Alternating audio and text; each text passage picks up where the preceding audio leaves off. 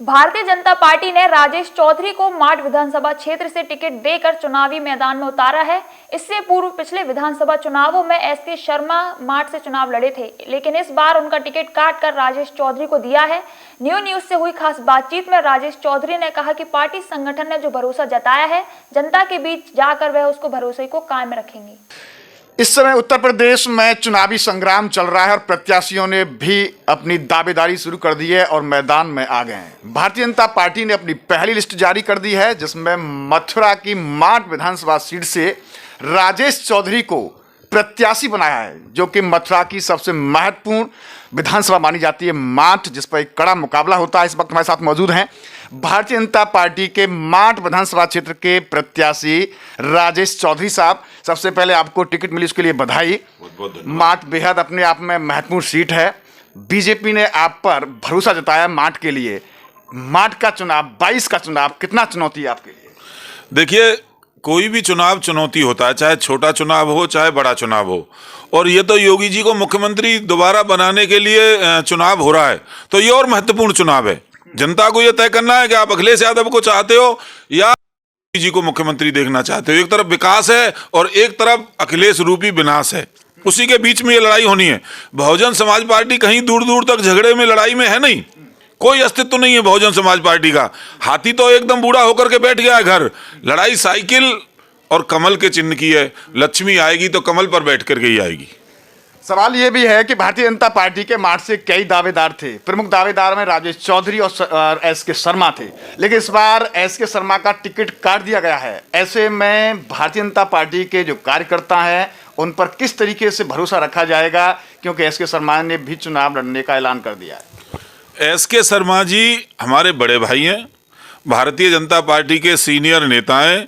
Chemical and fertilisers limited का उनको देश का डायरेक्टर पार्टी ने बनाया हुआ है, बड़ी जिम्मेदारी दी गई है।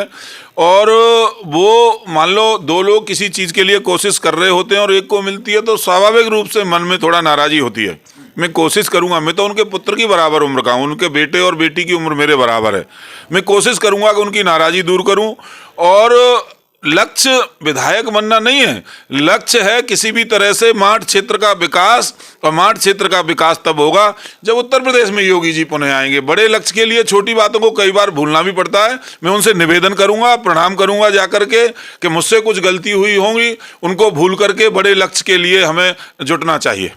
सवाल ये भी है कि वहाँ 8 बार के विधायक संतोष शर्मा हैं और ऐसे में चुनाव और बेहद महत्वपूर्ण होता है, क्योंकि राष्ट्रीय लोकदल गठबंधन के प्रत्याशी के रूप में संजय सिंह लाठर भी आ गए। योगेश नौवार भी अपना बी फॉर्म लेके आ गए थे, उन्होंने भी चुनाव लड़ने का ऐलान किया था। उन्होंने कहा कि आरएलडी ने उन्हें घोषित किया है। अगर हम देखा जाए जातीय समीकरण के हिसाब से राजेश चौधरी के लिए ये चुनाव कैसे मेंटेन और कितना चुनौती रहेगी, क्योंकि अगर जातीय समीकरण में देखूं तो संजय सिंह लाठर, योगेश नौवार वहाँ भी अपनी दावेदारी कर रहे हैं। देखिए, Bharatiya Janata party cadre based party है। यहाँ हम लोग सब विचारधारा के लिए काम करते हैं। मेरी जाति क्या है मेरे दिमाग में कभी नहीं रहता। मैं कभी नहीं सोचता कि मेरे सामने आप बैठे हुए गोविंद भारद्वाज जी किस जाति के हैं। मेरे लिए मेरे हैं। मैं तो इस कल्पना के साथ काम करता हूँ। और ये Samajwadi party, Bahujan Samaj party, Congress party, इनका काम है जाति का विद्वेष फैलाना। हमारा काम नहीं है। हम सर्व समाज की पार्टी हैं। जितना महत्व तो हमारे यहाँ पर ब्राह्मण का है, बनिया का है, ठाकुर का है, जाट का है, नाई का है, धीमर का है, धोबी का है, निषाद का है, बघेल का है, सबका उतना ही सम्मान है। सर्व समाज की पार्टी भारतीय जनता पार्टी में सबसे अपील करता हूँ कि योगी जी और मोदी जी का चेहरा देखिए। और मैंने काम किया है। वो 8 बार के विधायक होंगे। अब उन्होंने जो किया होगा वो किया होगा, पर क्षेत्र में विकास की एक किरण आपको कहीं नजर नहीं आएगी। कहीं एक हॉस्पिटल बनाया हो, कॉलेज बनाया हो, पॉलिटेक्निक कॉलेज बनाया हो, कोई बड़ी व्यवस्था दी हो, कोई बड़ा उद्योग धंधा बनाया हो, रेलवे की लाइन लेके आओगे, कुछ तो बताओगे आप। कोई बड़ा स्टेडियम बनाया हो, बताओ ना क्या दिया है आपने इतने लंबे समय तक सिवाय बर्बादी के। वहां वो क्षेत्र पिछड़ा हुआ केवल विधायक की वजह से ही तो पिछड़ा हुआ है। और इतना लंबा समय राजनीति में स्थायित्व तो बड़ी चीज होती है। जब स्थायी रूप से आप क्षेत्र के विधायक थे तो आपको क्षेत्र को ले जाकर के नोएडा के बराबर खड़ा कर देना चाहिए था, क्योंकि नोएडा से लगा हुआ वो क्षेत्र है। वो दावा करते हैं कि इतना काम माठ में नहीं हुआ है, कहीं नहीं हुआ है। कहाँ दिखता है वो? कहाँ काम हुआ है तो उनके यहाँ हुआ होगा, उनका अपना विकास हुआ होगा।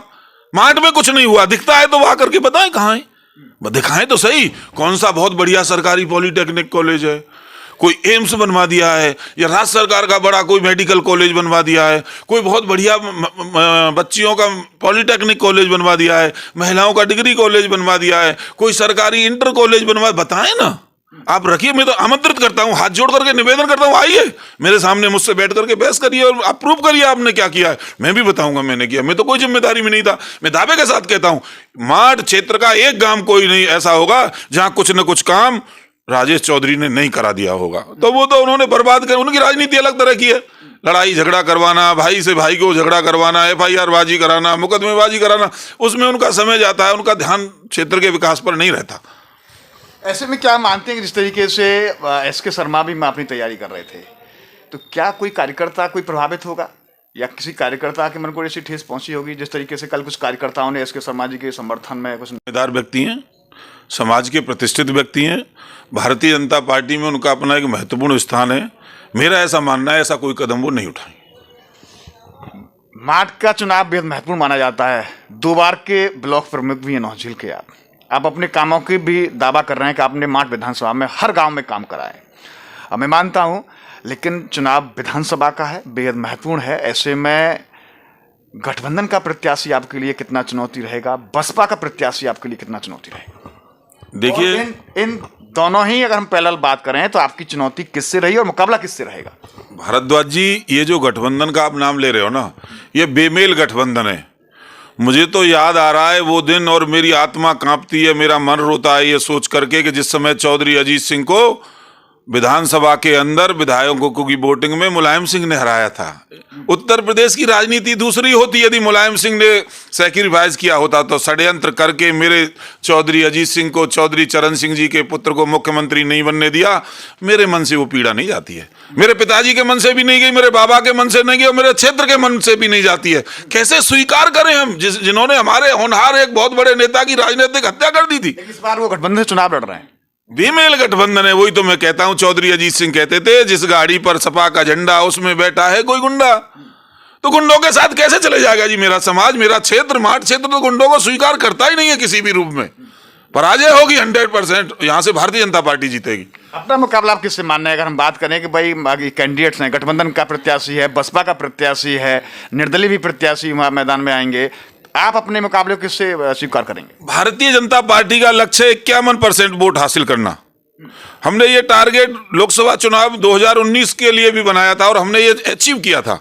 50% प्लस का हमने नारा दिया था और हमने 50% से अधिक वोट पूरे देश के अंदर हासिल किए थे। वही माठ के अंदर ये मेरा नारा है। अब 2 नंबर के लिए चाहे वो श्याम सुंदर शर्मा जी लड़े, संजय लाठर जी लड़े, सपा लड़े, बसपा लड़े, लोकदल लड़े, वो जानते होंगे। मेरा लक्ष्य 1 नंबर आना है। मैं किसी से अपना जो है झगड़ा नहीं मानता, किसी से कोई कंपटीशन नहीं मानता। कोई मुकाबला नहीं है आपका? एकदम। दूसरा एक ये भी है कि जिस तरीके से माठ की राजनीति में काफ़ी समय से 8 बार के विधायक श्याम सुंदर शर्मा पूरी ताकत के साथ इस बार फिर आप मैदान में आ रहे हैं। आप क्योंकि काफ़ी समय से राजनीति भी कर रहे हैं, इस मुकाबले को 22 के मुकाबले को में देख रहे हैं। ऊब गए लोग एक चेहरे को देखते देखते। परिवर्तन प्रकृति का नियम है। सूरज उगता है फिर वो ढल जाता है। आदमी का जन्म होता है, बुढ़ा होता है, सब इसी जीवन में देख लेता है।